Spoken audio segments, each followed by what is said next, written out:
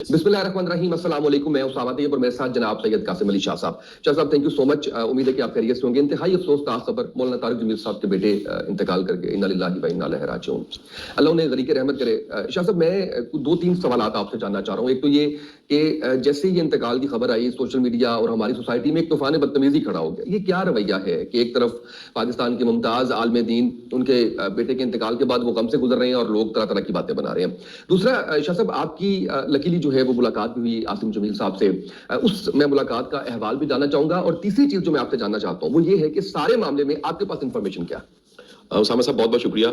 मैं आज वो पोस्ट निकाल के सुबह देख रहा था, जिस पोस्ट को मैंने जिसकी टाइमिंग देखी तो 17 जुलाई 2018 की ये पिक्चर है। मेरी मुलाकात मौलाना साहब से हुई। मैं तो लंबा गया स्पेशली उनसे मुलाकात के लिए, और उनकी इंतहा की मेहमान नवाजी थी। मैंने पूरा दिन गुजारा जी मौलाना साहब, और 2-3 नमाजें भी वहाँ पढ़ी मैंने उनकी इमामत में, और उन्होंने बड़ी शफकत का इजहार किया। वहाँ मेरी मुलाकात मौलाना साहब के दोनों साहबजादों से, यूसुफ भाई से भी और आसिम जमील साहब से, दोनों से मेरी मुलाकात हुई।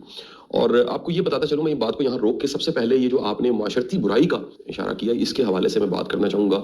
ये एक बड़ा ही जुल्म है कि जब भी कोई वाक़या होता है उसकी वो एंगलिंग की जाती है, उसको ऐसे ऐसे रुख से बयान किया जाता है कि तौबा तौबा कर लीजिए।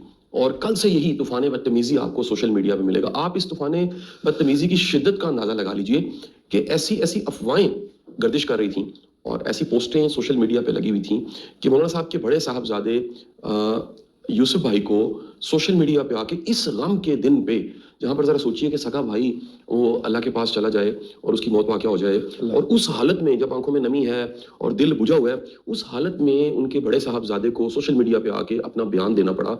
ये जो अफवाहें गर्दिश कर रही हैं कि मर्डर हुआ है और कोई लड़ाई थी और किसी ने गोली मार दिया, ये बिल्कुल सच नहीं है। जो हकीकत है उन्होंने खुद बयान कर दी।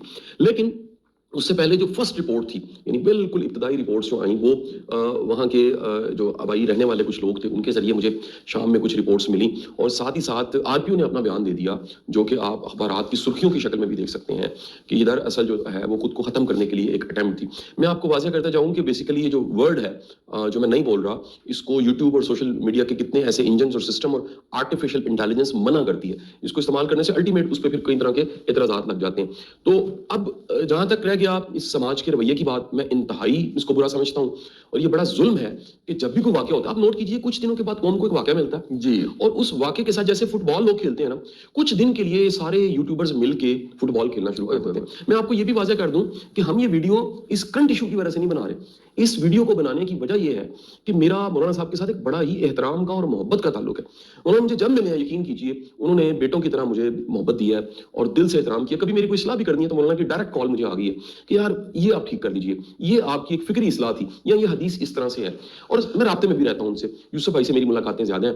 अब मैं आपको ये बताऊं कि जब मेरी मुलाकात आसिम भाई से हुई तो आगे हुए थे, अच्छा, वहां उन्होंने इजहार किया, ये मैं आज ये मतलब इसलिए बात कर रहा हूं कि मैं इस बात को वाज़ेह करना चाहूंगा, ये इससे पहले मैंने कभी डिस्क्लोज नहीं की। वहां उन्होंने इस बात का इजहार किया कि शाह साहब, मैं डिप्रेशन को फेस कर रहा हूं, एक अरसे से फेस कर रहा हूं, और उन्होंने बताया कि मुझे मेडिसिन साथ कैरी करनी पड़ती है, और एक पाउच था जिसमें उनकी वो मेडिसिन थी। मुझे याद भी ये याद है। मैं दोबारा वाज़ेह कर दूं कि ये बात मैं बड़ी मोहब्बत एहतराम से आज ये इसका तज़किरा कर रहा हूं, ताकि कल जो एक कन्फ्यूजन पैदा हुई और सोशल मीडिया पे तूफान बदतमीजी आया, और जब मैंने बिलखसूस यूसुफ भाई को सुना, उनकी आंखों में नमी थी और कितने दिल गिरफ्तार और कितनी मुश्किल के साथ वो ये 2 मिनट का अपना बयान जारी कर रहे थे कि हकीकत वाक़या ये हुआ है और जो लोग कह रहे हैं वो सच नहीं है। अब जरा देखिए कि हमारा माशरा कितना जालिम है। तो कोई दुख की हालत में होता है तो उसके दुख की हालत में भी उसको मजबूर किया जाता है कि वो आके सोशल मीडिया पे बयान दे, जस्टिफाई करे कि असल कहानी क्या थी। तो उस मुलाकात में 3-4 चीजें बड़ी अहम थी। सही, आसिम साहब से मुलाकात, आसिम साहब के अंदर मैंने इंतहा की ज़हानत देखी।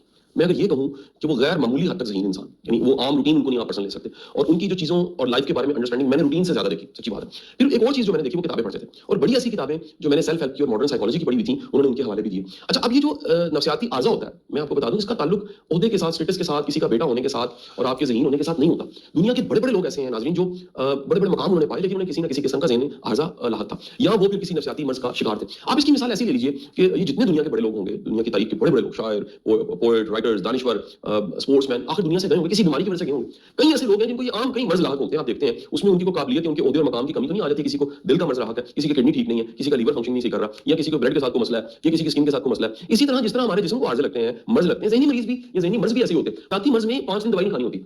नफ्सियाती मर्ज अगर एक कह लीजिए एक जनरल एक डिप्रेशन है, डिप्रेशन का फेज आ गया, तो मेरे इल्म में ये है, मेरी बात को साइकियाट्रिस्ट भी और साइकोलॉजिस्ट भी कई महीने लग जाते हैं। लेकिन अगर ये प्रॉब्लम शुरू से चल रही है, जैसे यूसुफ भाई ने बताया कि प्रॉब्लम बचपन से थी, आसिम भाई के साथ ये प्रॉब्लम डिप्रेशन की प्रॉब्लम बचपन से थी, तो फिर दवाई आपको बड़ी बाज़ औक़ात पूरी जिंदगी खानी पड़ती है। यानी आप कह लीजिए बिल्कुल जैसे बाय डिफॉल्ट कोई होती चीज, या कह लीजिए कि एक पैदाइशी किसी के साथ कोई मसला होता है, कुछ लोगों में रुझान ऐसा होता है, उनमें डिप्रेशन पाया जाता है। तो आसिम साहब ने मुझे, उन्होंने कोई शर्म महसूस नहीं की, और मैं फिर भी आपको ये बात बताता चलूं साथ साथ कि पढ़ा लिखा बंदा जो है वो इस बात को समझते हुए बताते हुए शर्म महसूस नहीं करता, कोई टैबू नहीं बन जाता। ये हम बड़े जालिम लोग हैं यार, हर एक को अगर कोई ज़हनी मरीज है तो उसको बिल्कुल पागल ही कह देते हैं और उस पर कोई लेबल लगा देते हैं, हालांकि बाहर की दुनिया में बड़ा कॉमन है। यानी मर्ज में इतनी बड़ी अजियत होती है कि आप सोच नहीं सकते।